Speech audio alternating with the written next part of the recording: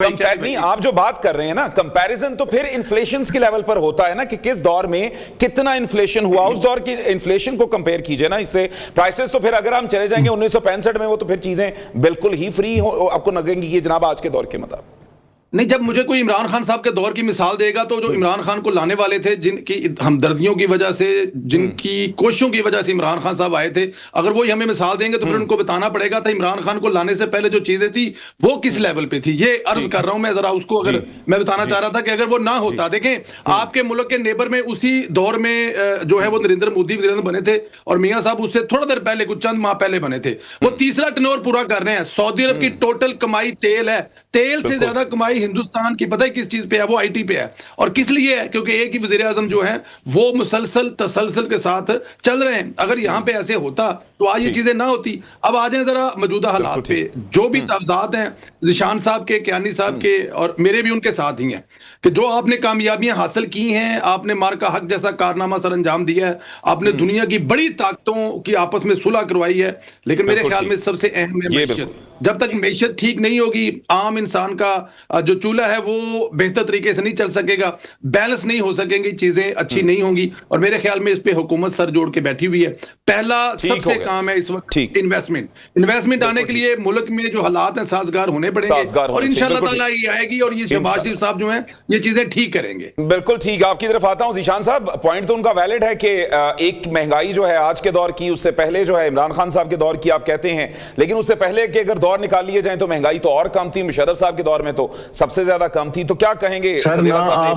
ना आप 1965 में जाएं, ना हम 2018 से पहले जाते हैं। हम यहां पर इकरार कर लेते हैं कि जी इमरान खान साहब के दौर में महंगाई थी। आपने तो गिराई ही हुकूमत इसलिए थी ना, नून लीग ने, कि जी महंगाई बहुत ज्यादा है। तो मुझे ये बताएं कि 2022 से जब से गिराई आज 2026 हो गई है, यही लोग ही हुक्मरान है ना, यही वजीर आजम हमारे चलते आ रहे हैं, यही लोग हमारे हुकूमत के अंदर है। 4 साल के अंदर मुझे कोई एक चीज आप बेहतरी दिखा दें। अब अगर मार्का हक हुआ है भाई, वो वजीर आजम ने तो नहीं ना लड़ी जंग, वो फौज ने जंग लड़ी है। आपने जाके अगर 2 सुपर पावर की सुलह करवाई है तो भाई फील्ड मार्शल ने जाके करवाई है ना सुलह। इन दोनों हम कामयाबियों के ऊपर खुश हैं, अल्हम्दुलिल्लाह पाकिस्तान के हक में आई है। भाई इसमें गरीब बंदा क्या करे, मुझे ये बता दें, आम बंदा बैठा हुआ क्या करे? दूसरी तरफ आप ये कहते हैं जी मईशत हमने बेहतर करनी है, इन्वेस्टमेंट लेकर आनी है। भाई इन्वेस्टमेंट तो बाद में आएगी। अरबों रुपए का आपने जहाज खरीद लिया, मुल्तान में बैठे हुए बंदे के पास कफन के पैसे नहीं थे। यहाँ पर शेखुपुरा में आपने जो अपनी पेरा फोर्स बना दी, एक तरफ से आप सीसीडी से लोग ज़ीशान साहब, वो जो बंदा मरा है वो उसके बारे में आ रही खबर कि वो तो नशे का आदी था, एक नशई शख्स था सर। कौन सर? सर ये मुल्तान वाला शख्स। तो उसको कफन नहीं मिलना चाहिए? नहीं मिलना चाहिए, लेकिन वैसे ही बता रहे हैं कि जो मामला होते हैं फिर तो वही एक नशा।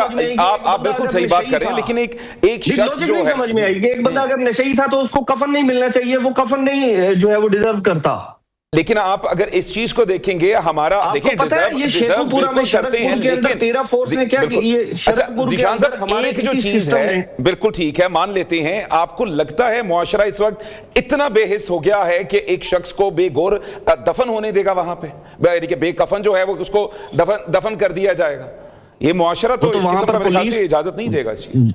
वहां पर पुलिस पहुंच गई ना, पुलिस ने वहां पर फिर कफन दफन का सारा इंतजाम किया ना। मैं बात कर रहा हूं माशी हालात की, कि उस बंदे के पास, उसके वालिद के पास, मैं कहता हूं उसका बेटा बड़े से बड़ा डकैत भी हो, आप तो नशई की बात कर रहे हैं ना, क्या एक बाप उसके पास चंद पैसे भी हो तो वो अपने बेटे को बगैर कफन के दफन करने चला जाएगा? यार मतलब ये क्या लॉजिक है कि जी वो नशई था तो इस वजह से जो है वो अजीब लॉजिक है। भाई उसके बाप के पास 4 रुपए भी होते ना तो वो उसको कफन में जाके उनके बारे में ये भी बताया जा रहा है कि पूरी फैमिली में नशियात लोगों के हालात खराब हैं। यहाँ पर शरदपुर में क्या किया है, वो एक बाबा जी हैं सदीक, उसका एक बाजू नहीं है, एक बाजू के अंदर उसकी हथकड़ी जो है वो डाली हुई है, उसका तराजू, उसका फ्रूट उठा के ले गए और कह रहे हैं ये बदमाशी कर रहा था, कह रहा था मेरा जो करना है कर लो। कैन यू इमेजिन कि एक तरफ सीसीडी से बंदे मारते जा रहे हैं आप, दूसरी तरफ से आप जो है वो पेरा फोर्स बना के मौशी कत्ल किए जा रहे हैं। अब ये आज लाहौर में एक ये FIR, ये एक कोई डार साहब हैं, ये संडेला साहब को पता होगा, मैं देखता हूं सीसीडी इसमें कितने बंदे मारती है, ठीक है? ये एक डार साहब हैं, उनके ऊपर रजा डार हैं शायद, ये उनके ऊपर और 4 और लोग हैं, उनके ऊपर FIR हुई है ये, और मैं देखता हूं अब CCD इसमें कितने बंदे ठोक। चलो ठीक, परवेज सिंधेला जी, ठीक, परवेज सिंधेला साहब से भी जवाब लेंगे, लेकिन भट्टी साहब हैं, उनको भी प्रोग्राम में इन करते हैं। भट्टी साहब, ओवरऑल माशरे की जो सूरत हाल है ये तो आप भी देखते हैं और गुफ्तगू भी हो रही है, सर क्या कहेंगे? मलिक अहमद खान साहब भी जो हैं वो भी इस हवाले से शिकवा कुना है कि मामला जो है इतने खराब हैं कि हम कंस्ट्रक्शन की तरफ जा रहे हैं लेकिन आवाम के हालात बहुत बुरे हैं, तो क्या देखेंगे माशरे की बेहतरी किस तरह से होगी? सर अस्सलाम वालेकुम, थैंक यू कैनी साहब, यू हैव मी शो। बात यह है कि अगर मलिक अहमद खान साहब ने कोई बात जैसे आप बता रहे मैंने सुनी नहीं है, मैं उस बात से आगे चला रहा हूँ कि अगर मलिक अहमद खान साहब ने कहा कि आम आदमी के हालात ठीक नहीं है तो ये बात ठीक है, आम आदमी के हालात बाकी ठीक नहीं है, महंगाई है, बेरोजगारी है, मगर ज़िशान साहब ने भी एक बात कही कि वो कोई डाकू भी हो, कोई चोर भी हो, उसे कफन देना चाहिए, वो नशई भी हो, उसे कफन देना चाहिए। ठीक बात आप कह रहे हैं,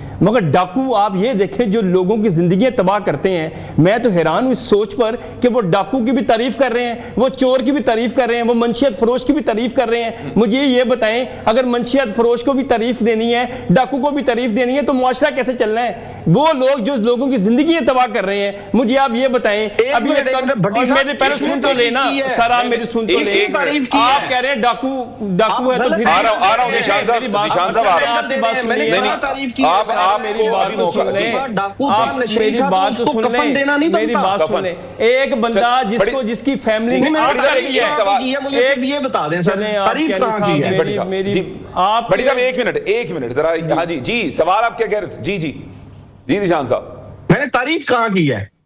भाई ये तारीफ ही आप कर रहे हैं कि हुकूमत के पास कुछ नहीं है, हुकूमत उसको देना है। एक नशई जिसको उसकी खानदान ने आग कर दिया है, एक नशई जिसका पूरा खानदान मंशियत फरोश है, वो लोगों की जिंदगी बच्चों को तबाह कर रहे हैं, आप उनकी तारीफ कर रहे हैं। भाई आपने इनको इब्रत का निशान बनाना है, आप लोगों ने ये बताना है कि भाई जो मंशियत फरोश है उसकी सोसाइटी में, भाई आप लेकर आओ सामने, भाई वो बता तो भाई जो आप यहाँ पर स्टूडियो में बैठ के उसकी तारीफ कर रहे हैं, उसके आप वकील बने हुए हैं, वहां पर जो लोग हैं कफन लेने के लिए पहले कहीं से सर्टिफिकेट साहब, मैंने आपको सुन ली, अब आप मेरी भी तो सुन लेना यार। आपकी बात आप गलत एंगल आपने दिए ना, आप कह रहे हैं कि मंशियत फरोशों को ठीक है खुली छुट्टी दे दें, डकैतों को खुली छुट्टी दे दें, ऐसा नहीं होता, ऐसे मुआशरे चलते हैं।